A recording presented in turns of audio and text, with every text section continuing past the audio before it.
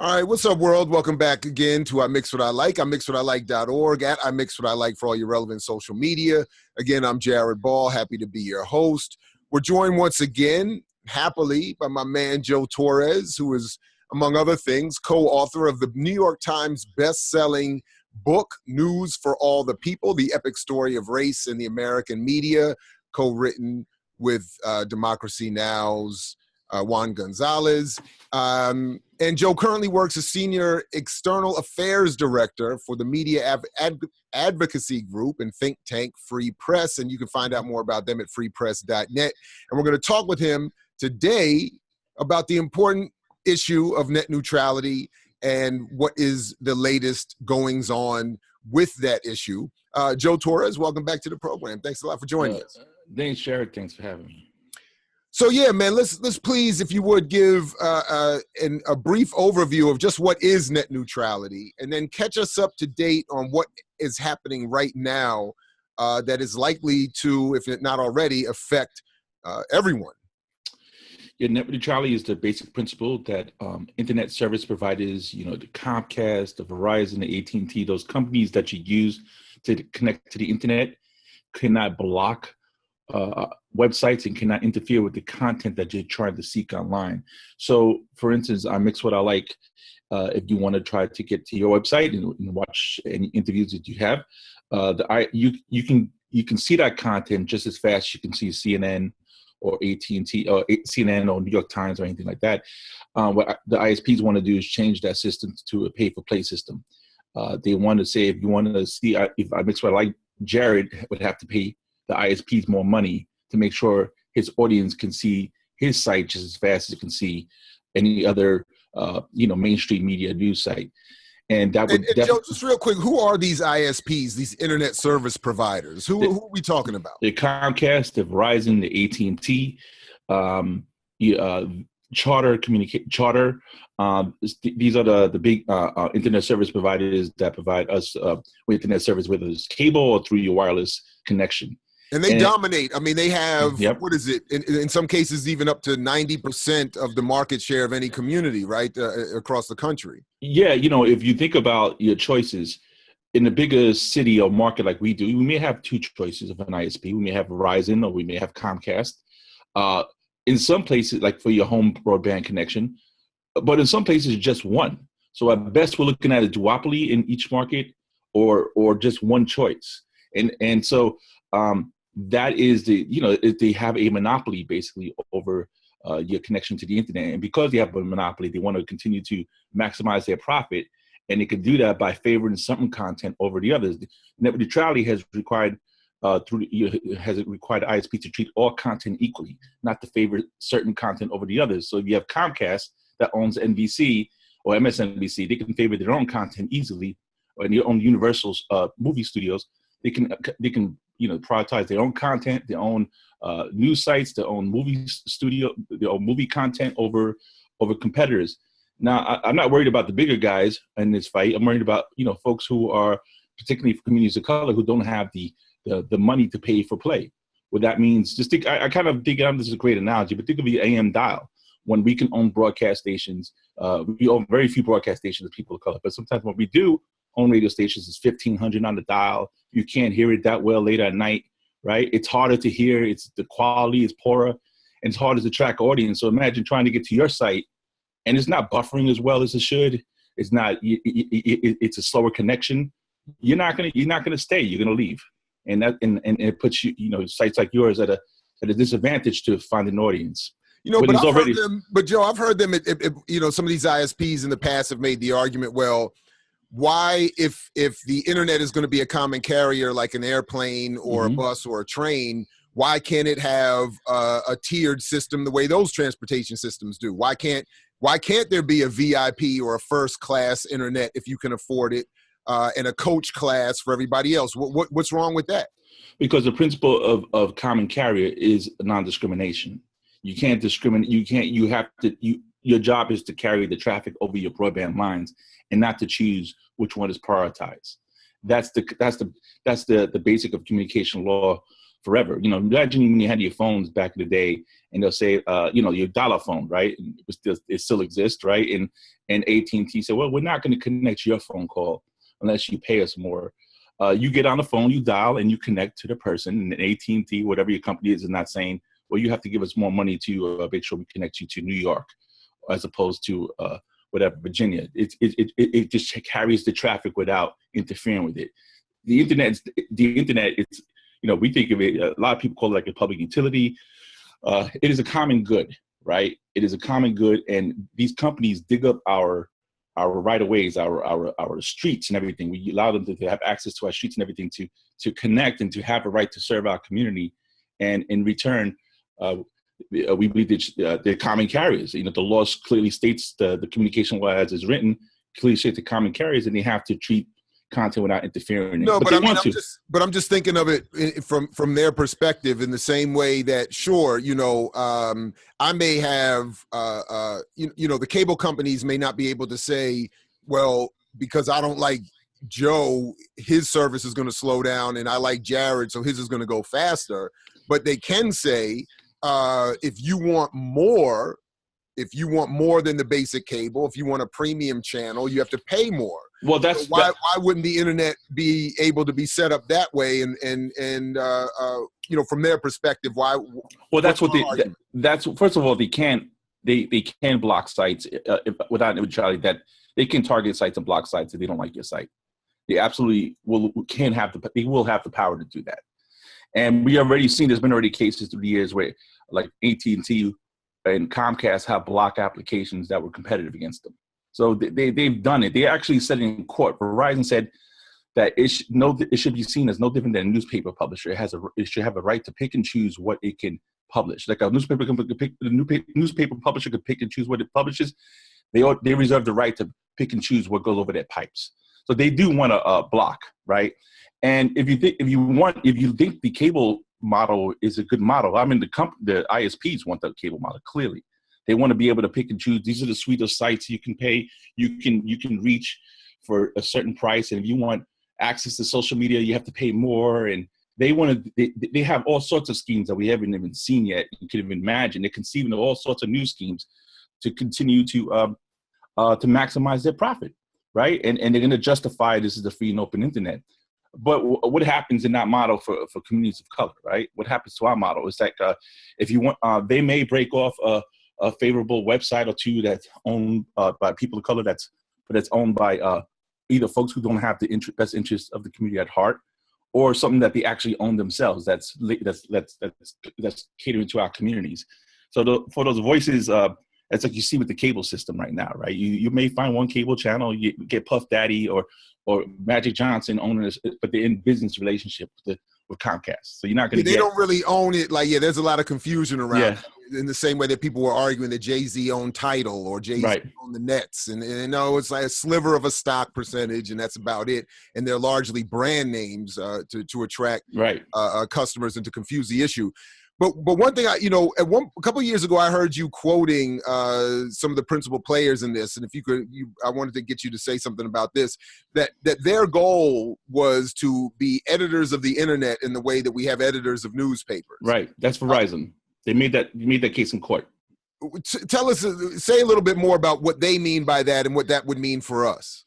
They want complete control over what goes over their pipes. A long time ago, in 2005, I believe, or 6. The head of AT&T said people should not be allowed to use our pipes for free. They should pay us for the ability to for the public to be able to see them right? And so people already pay to put their content online. So when you pay, you have an internet service provider, but they want to charge extra rents. And actually, in this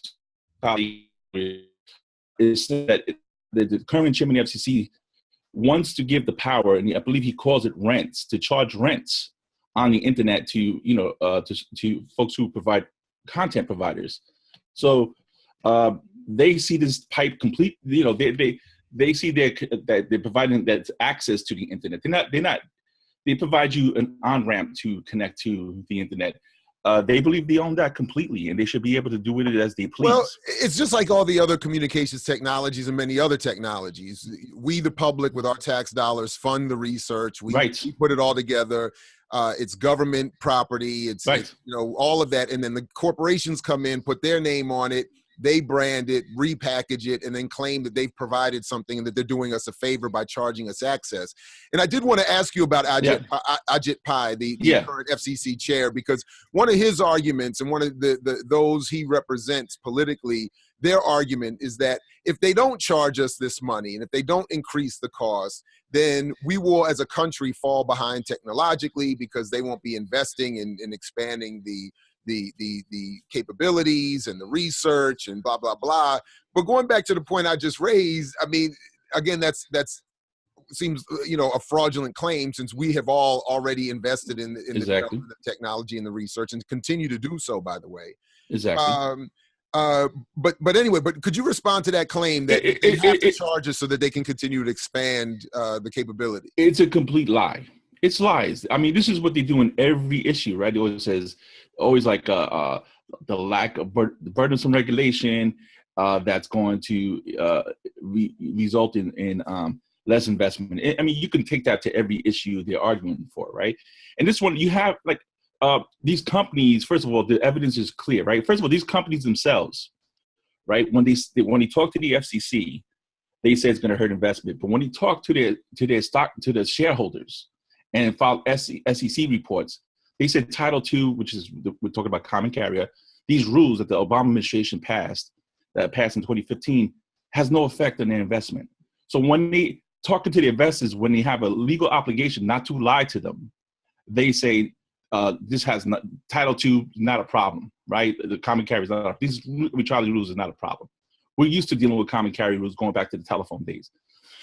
When they talk to the FCC, they say it's a burdensome regulation. So literally, we have dozens of quotes, a half dozen quotes from CEOs for these companies within the past year or two, saying something to Wall Street, right, to their investors, and then telling the FCC a different thing.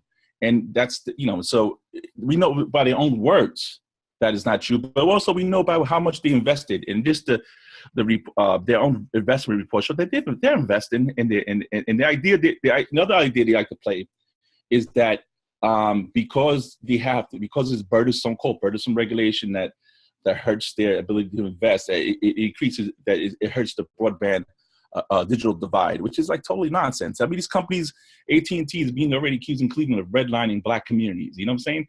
And there's right now there's a complaint, like challenging AT&T. So it's a complete lie, and this is what they do in all, in this field. I'm used to this one, but in all, you follow all these political arguments. It's the same argument. Yeah, and you're right.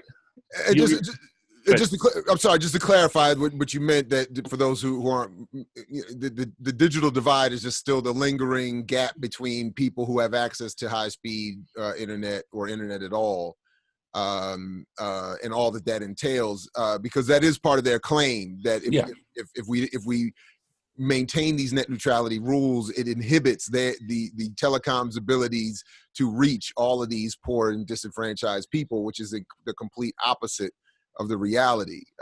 And you know what's the number one? Studies have shown, including the study that we've done, right? What's the number one reason for the digital divide? It's cost. It's just cost. It's just folks have to make a choice between their broadband connection at home and their wireless connection.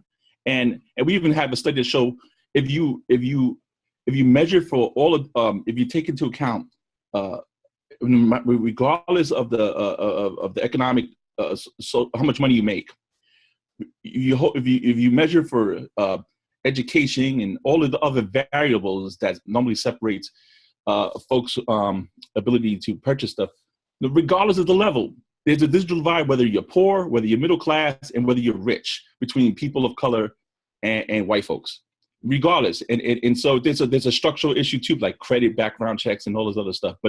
Of course, this is such an important issue because more and more, increasingly, day by day, minute by minute, the internet is required to do everything. Required. Not only for entertainment, but to pay bills, to get information, to school, to register, to pay, to do whatever. Right. So not having access and high speed, quick access is a major problem, especially if you're trying to overcome not just the digital, but the economic, racial, so-called, all these other divides, if in fact that was the goal. But just as we get ready to GPI, can I say about a GPI? Yeah, go ahead, please. So a GPI is a former Verizon lawyer, right? He's also used to work for Jeff Sessions on the Senate, you know. And this is the current head of the FCC. And when Jeff Sessions was nominated to be Attorney General back in November, he put out a press release praising him and talking about all the people of color he hired and that he believed in like an equal opportunity, basically. So, and he's someone who embraces the so-called far right, right? He embraces the conspiracy theories, a wing of whatever you want to call those, that, right? And for instance, when we had our, we had a protest out there in May when they announced they were going to do this, they killed net neutrality. And they, you know, there was a fake net neutrality protesters and fake Antifa folks who showed up to infiltrate the rally, to like literally stand with us and say, we want net neutrality, ban InfoWars, ban Breitbart. And his staffer was out there talking to the press and say, look at those signs, look at those signs. And it was being retweeted immediately by the Pizzagate folks. So this guy, he has all the power in the world just to do what he does, right? But he embraces the whatever you want to call these folks, right? And because he has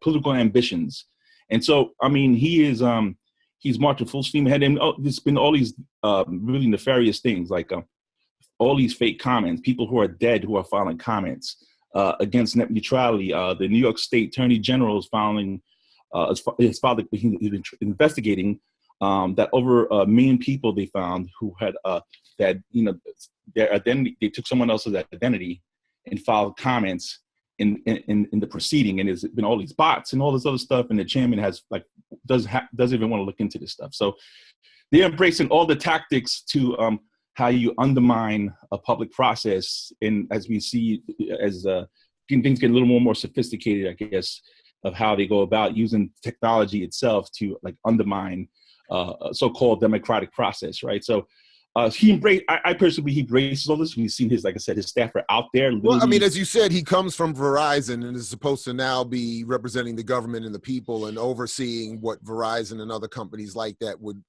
be able to benefit from our communication system. So it shows you again that sort of false divide between private and public leadership, that incestuous revolving door process that we always are dealing with.